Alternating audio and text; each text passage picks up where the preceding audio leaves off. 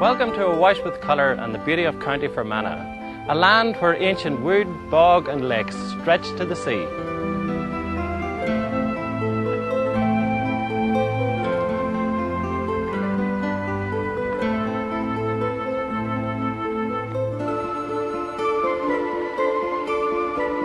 Later I'll be capturing a lake garden in watercolours with a special guest who's no stranger to the outdoor life.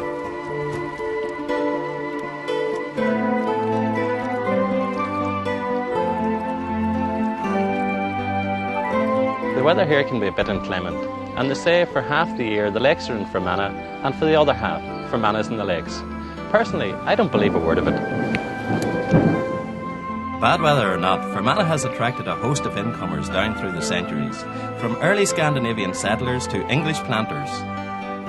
And from colourful kings like Hugh the Hospitable, who first threw open the doors of Enniskillen Castle, to the current Earl of Erin, whose family have lived at Crom Estate for hundreds of years.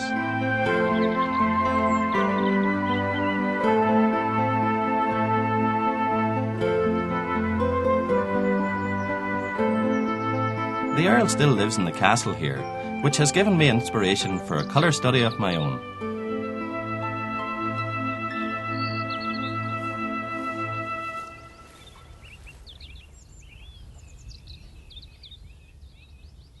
Painting finished, it's now time to explore more of the estate, a lot of which is run by the National Trust, who have a castle of their own in the grounds. The old castle dates back to the 1600s and even has its own buried treasure hidden under a tree. And why has no one ever tried to dig it up? Simple. It's guarded by leprechauns.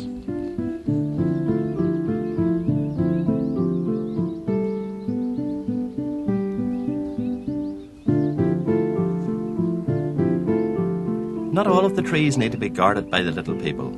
This ancient yew tree is over 1,000 years old and well able to look after itself.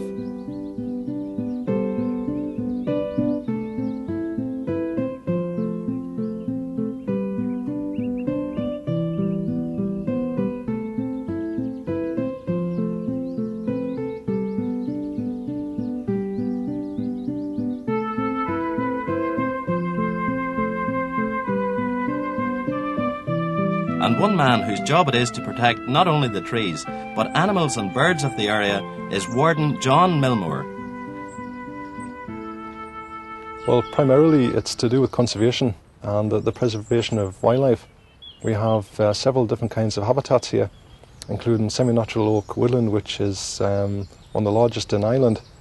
We have parkland, which was created by the landscape architect William Gilpin in the 1830s. We have 18 kilometres of loch shore, which includes marshland and alder and willow carr. Because of all that diversity, we have quite a number of rare species. We have purple hair-streaked butterflies, we have pine martens, which can be seen regular, we have occasional sightings of otter, and we have rare birds nesting here such as garden warblers, blackcaps, and rare plants too. We have bird's nest orchid and ivy broom rape. So from a conservation point of view, it's a very important area, not just like on an Irish scale, but also on a European one too. Well, I believe there's some unusual wood sculptures about the place as well. Can you tell me something about those? Yeah, there's some very unusual ones. They're all created by locally grown natural materials, and they've been made into shapes such as to represent animals, igloos, thrones, that sort of thing. And the idea is that eventually they would rot down and then enter the woodland ecosystem again. And were those created by artists that were brought in to do that type of work? Yeah, mostly local artists, yes, who did that.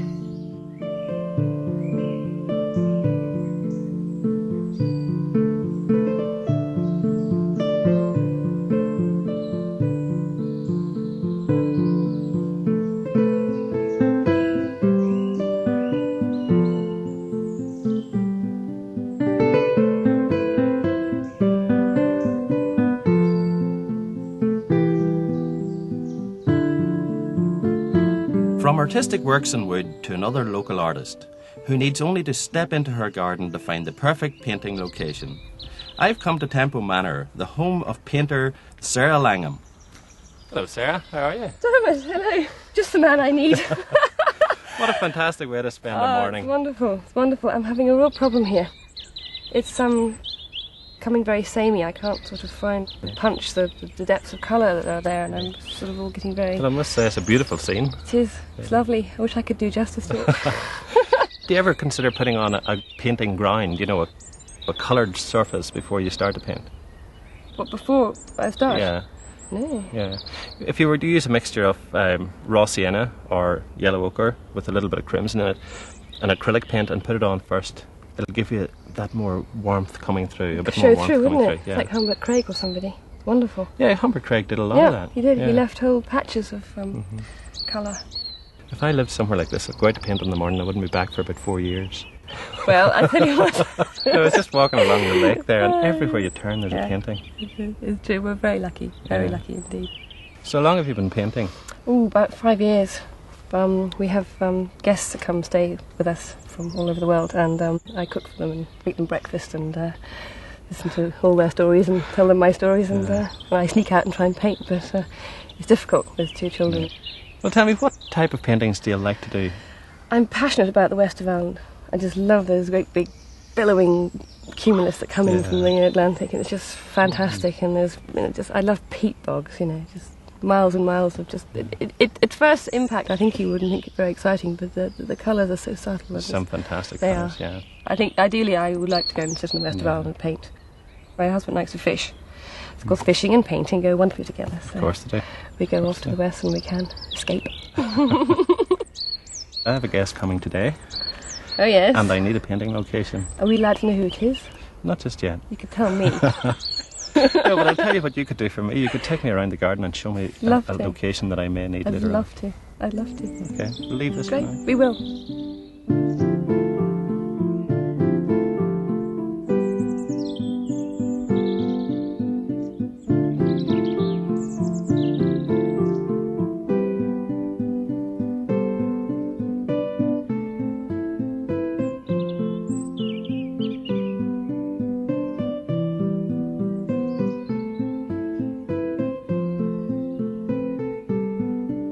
Well, I won't keep you or Sarah waiting any longer as I introduce my special painting partner, gardener and presenter, Charlie Dimmock.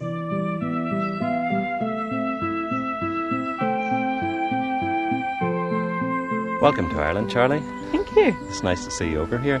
And this is very relaxed here at Temple Manor, isn't it? It's beautiful. It's really pretty. Yeah. Tell me, where did your interest in gardening begin? Probably as a child, I used to spend a lot of the time in the garden with my granddad. My father was away at sea, so my grandparents used to babysit a lot. So he was a gardener, and I used to sort of amble around behind him, probably being a real pain in the neck. Asking lots of questions, no doubt. Picking all the strawberries and stuff like that. He worked at several estates as a gardener, so I used to go to work with him and things like that. When you left school then, did you have formal training in gardening? Yeah, I sort of had that patch where I wasn't interested at all, but then I started working at a garden centre and went to college for a year, which enabled me to get onto a proper course. Right. And from there then you travelled? Yeah, I went to New Zealand. That was my 21st birthday present, a flight to New Zealand, and a return flight as well. Very good. And I spent about a year and a half in New Zealand. I did all sorts of things, from travelling around, apple picking, things like that. And things have really taken off now. You're into your 3rd series, is it, of Ground Force? Series 4 of Ground Force now, Very yes, very busy. Does that take up a lot of your time, Charlie? It's 3 days a week that we spend doing it. 1 day's travelling and 2 days actually filming and doing the gardening. So yes, that means I'm not at work very much now. It's great fun. We all have a bit of a laugh, and that gets a bit hectic the second day. We get a bit cross with each other, but we get back there in the end and sort of calm down at the end. The glass of champagne helps on that. So tell me about your new project then. Charlie's Army, that's the working name. I'm not sure what it's going to be called. It'll probably be Charlie's Gardening Army. And that's community based. It's a makeover programme again. But I don't actually do the work. It's the volunteers do the work, so that's quite fun, but also horrifying, They get rather over enthusiastic and strip the garden totally. Oh, I was going to keep that plant, never mind. And things like that. Well, we're sitting here in this garden, and I must say it's very secluded. We're surrounded by giant leaves of all sizes. And I don't know the name of one of them. Well, that one's Gunner manicata, which is like a giant rhubarb. Fabulous. I mean, I love plants like that with big, bold foliage. I think they're stunning. Is this the type of garden that you'd be interested in? Well, yes. I mean, it's beautiful, isn't it? I like all the water and reflections and that. And moving water's nice, but that's just fabulous. And the ferns are great. All nice and boggy. Maybe by the end of today you'll have learned a bit about painting, but maybe I'll learn a little bit about gardening. A couple of names, maybe. Have you ever painted before? No, well, a long time ago when I was at school, really. And then it tended to be more sketches. I used to get told off at school for not using enough colour. What type of sketching was it? Sort of still life and things like that. I'm not very good at landscapes. So things plonked in front of me I can just about cope with. Well, Charlie, we'll go for a walk around the garden now and take a look at a few of the other painting possibilities. But I have a location that I think is going to work very well. Okay. So hopefully by the end of today you'll know quite a bit about colour. I hope so.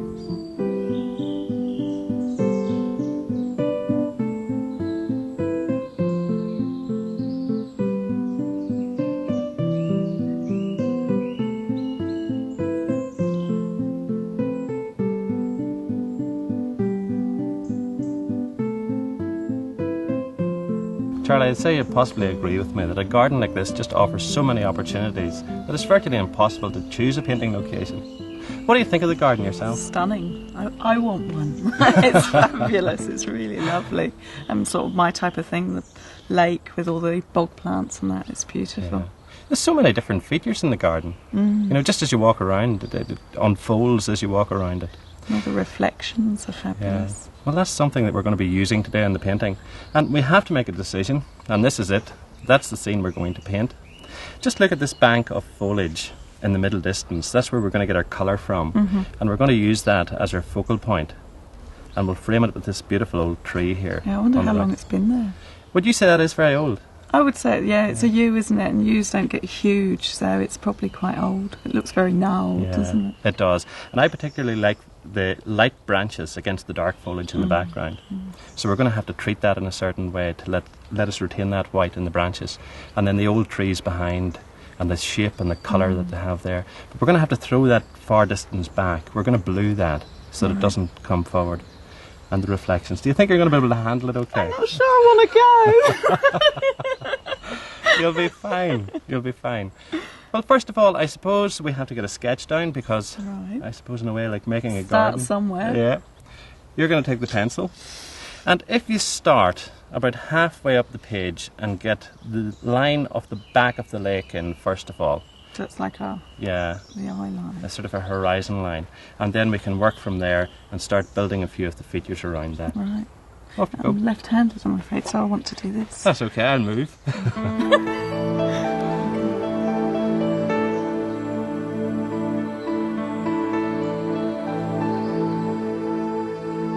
Now, before we rush in with the paint, we're going to have to put some masking fluid on the branches of the old yew tree. And masking fluid is liquid latex. So with a damp brush, we just dip the brush into the masking fluid and then you can paint that onto the paper and that will dry in about 5 minutes. So why are we doing this? It's to retain the white of the paper. Off you go. Oh no. Once you put on the masking fluid, it covers the white. Then we can paint over the top of the masking fluid. When the painting's finished, then we peel off the masking fluid and that retains the white paper. Just continue on the middle branch and then this thick branch that goes up as well. So, no, don't worry about that. Bobby. Down there as well? Yes. That's it. Continue up and then block in that whole trunk. I can just smack it with this. It's good because you can't see it either. Yeah. And the fact that it is rubber, the water will just go over the top of it and it'll not do the paper any harm whatsoever. It protects the paper. I should get this for around my nails when I'm doing my nails and then I'll peel it off. Now that's all the background darks in. We're going to move along now to the little birch tree, and I think you said that was a beech? I think it is, but don't hold me to that one. I want to rush round and double check. Okay, so we'll move on and put in the birch first. Now that's a mixture of Windsor yellow with a little bit of cerulean blue and light red in a very weak mixture. Now you can see how light that is. So take the brush and just fill in that space. Like block it in or just... Yeah, just block it in with the point of the brush. Oops, That was me. Watch it. And while you're doing that, I'm just going to feed in a mixture of ultramarine and light red. So you mix all your colours, yeah? Oh yes, all the colours are mixed. Right. I only ever use 9. Wow. And I'm coming right the way down? Yeah, come right down to the bottom. Can you see how flat that looks? Mm-hmm. Now, if I feed in another colour to that, you see what happens? It bleeds through. Right. And that's just a little bit on the dark side, so I'm lightening it up a little bit with more light red. It's like a little green monster with eyes at the moment.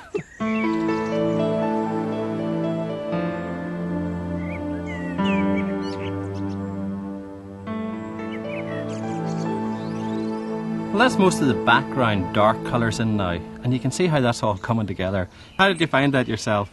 Fine.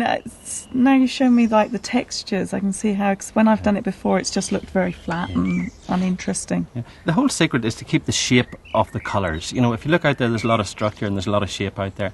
Tell me, whenever you're planning a garden, are you working with different contrasting colours?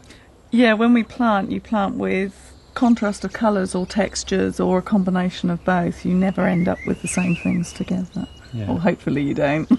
And is that something, you know, it takes years to come up with, you know, the colours that you should use together? Yeah, there's no hard and fast rules now. I mean, especially with what they call hotbeds, where you'd put oranges, reds and yellows together, which you wouldn't normally have done. It's anything goes as long as there's contrast. Yeah, well, that's exactly what we're going to do now, because if you look there, there's lots of oranges, reds, light greens, dark greens, blue greens, yellow greens. Yeah, mishmash, isn't it? It is. And the whole thing's a mishmash, but it's a matter of trying to keep it a structured mishmash. Right. So, we'll start with the U. And if you take this mixture of Windsor yellow, Windsor blue and some light red and just start there at the top of the U, bear in mind the shape of it. Get the top, you see it's got a jagged top, quite pointed. Get the shape and then pull the brush down. Always bearing in mind the shape. It's quite a unique shape. Would it take a long time to get a yew tree to grow to that height? That'll be quite old, that one, yeah. That's a different form than this one. If this one's like the flat one, that's a fastigiate one. So they come in all different shapes and sizes? There's 3 different shapes. There's a very tall spire one, there's a broad spire one, and then there's a broad one. Right. That's your botanical lecture for today. Okay.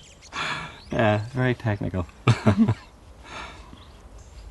Once we finish here, you can give me a bit of background into the names Pond of trees. plants I'm good at, trees not so good. Right, we're going to be coming to pond plants very soon. Alright, well I can bore you silly with that. Right. Now let's put some darks in, because if you look at the U, you have a lot of dark on the shadowed side. Yeah. So if you come down one side like that, you see that? And all it is a couple of strokes of the brush just to indicate shadow. So that's ultramarine and light red. Try that. Right. And if you have a light side, you must have a dark side. Okay. Oh, that's very dark That's side, okay, that yeah. one. And then you're also leaving a broken edge here to let the other shrub that's underneath that grow up into it. Right. And you can see that it's a very, very light Right. acidy green. So just tidy up the bottom slightly. You're meant to stop me now, don't you? No, And you're take fine. over. Fill up those white spots because there's no snow.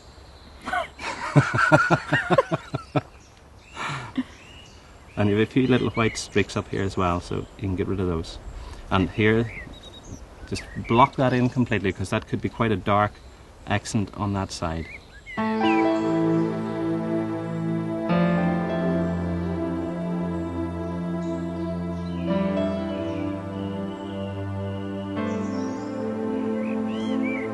Well, up until now, Charlie, this has all been very, very controlled.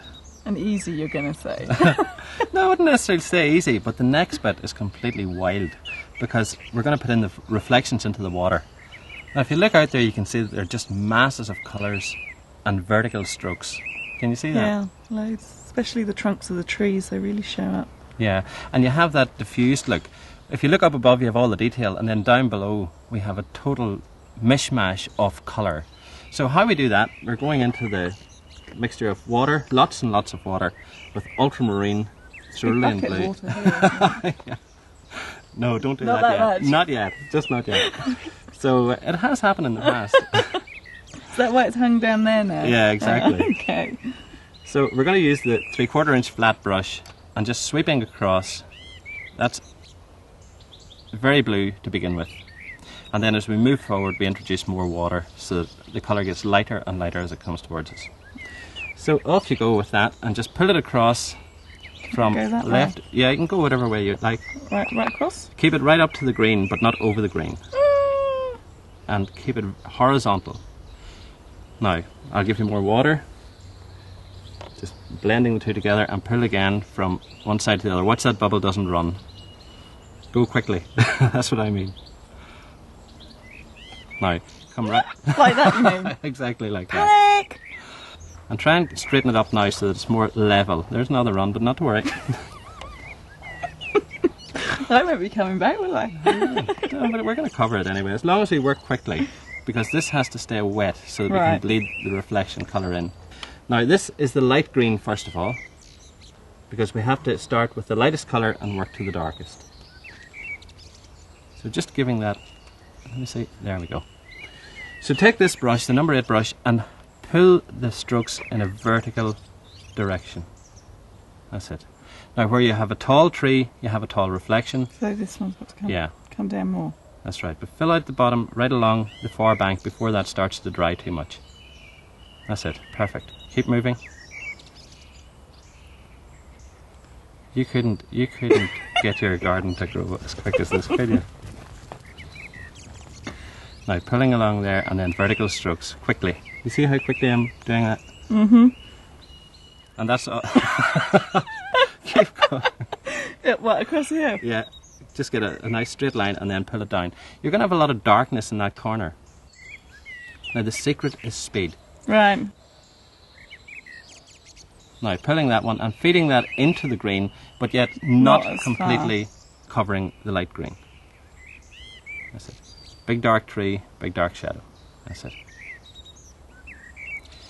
Now do you see the benefit of vertical strokes? Mm-hmm. Now, the big monkey puzzle here is ultramarine, Windsor blue and light red. You have great control over the brush, I must say. Now, you do. You mean I'm slow? No, you have control, but then I suppose you're used to working with your hands all the time, and so that's about here. Yeah. But it's a big different shape. yeah, just make the shape. That's it. You're really painting the shape in reverse, so that it's high in the middle, or it comes down further in the middle than it does at the sides. Fill up this area here. That's pretty dark there as well. That'll do. Now again, I think we need more dark in here. That's it. Again, just fill in, make a triangular shape for the shape of that tree. Now this green tree, we need to put in some green for that. There we go. And it's more of a bubbly shape, it's not a pointed tree, so therefore don't try and make it pointed. That's lovely. Just fill in the baseline. That's it. Now I think the last thing we have to do is just put a shadow, a dark shadow along the bottom of the foliage. Yeah. And that's done with a mixture of light red and ultramarine. Panic's over now, I think. You can breathe again. And I haven't totally ruined it. No, it's fine. Yeah. Just a lost and found line along the distant bank. Mm-hmm. Now you can move from left to right, or right to left. That's it. A wee bit in there, but just lost and found. Don't try and make it solid. Break it up slightly. That's it. And the same in here. Right under that bit. Yeah. And here. Lovely. Absolutely lovely. Like that.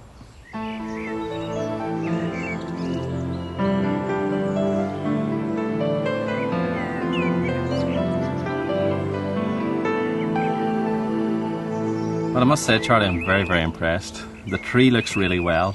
And again, that was just a matter of bleeding in different colours, using that very dark green first of all, a mixture of Windsor yellow, Windsor blue and light red. And then more light red in the mixture to give that lighter green colour. It's come out well. Yeah. And you see how easy the foreground was to put in? Yeah. I wasn't so sure on that. It's always panics when you've got that much space to fill up. That's always going to be a big problem because white paper scares people. and drips and runs. Blue running paper scares people as well. Even more. The next thing we have to do is remove the masking fluid. Now remember we put that on at the beginning, and you can still see that it's showing through. Now we take that off with a kneadable putty rubber, and that's just a soft pliable rubber that you can push around. I've seen these. Yeah. Quite fun. So there you go, try that and see how it works. You're just getting back to the white paper. Now catch it and pull it. It's like picking off a face mask. Exactly. Oh, I do that regularly. See? Wow. One bit. Yeah. Brilliant. Great. Try it down here in the lilies. You see how easily that comes off though? Great. It's very satisfying as well. That's it. Just keep going, give it another. That's it. Now can you see how much white the masking fluid has retained? It really does look like it's been snowing there. It does. Telling me off for that earlier. Yeah, well now what we have to do is get rid of the white. And you can see that, you know, we have a lot of it there. But we'll start with the lilies and get that colour in. Gladstonianas, I think they are. What do you call them? Nymphia gladstoniana. Can you get anything to cure that? They're big white ones with yellow centres. Right. They're lovely. Well, should we leave some white whenever we're putting the colour in, just to show that there would be a white lily there? Can do if you Right. like. Well, this is a mixture of crimson and light red, and if you just start at the beginning over on the left hand side, and I'm just going to pull across there, and if you do happen to leave a little bit of white or a flake or two, don't worry about it then, that'll do the white lily. Now, it's a bit of an exaggeration, really, whenever you look at the colour we have there, but I can just see It's very pinky, isn't Yeah. it? Pink green. that's a crimson glow. Oh, right. Okay. I'll remember that when I'm writing my labels out for my Gladstoniana and say large green leaves. I'll put with a crimson glow. Exactly, reflecting light from around them.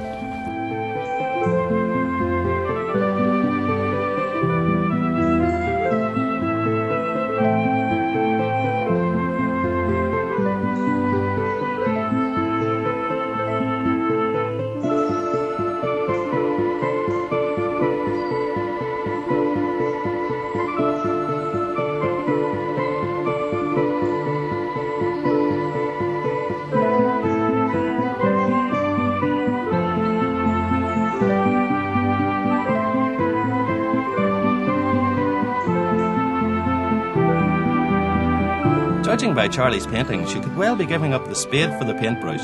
So join me again next time when I'm on the lookout for more splendid painting locations around Ireland.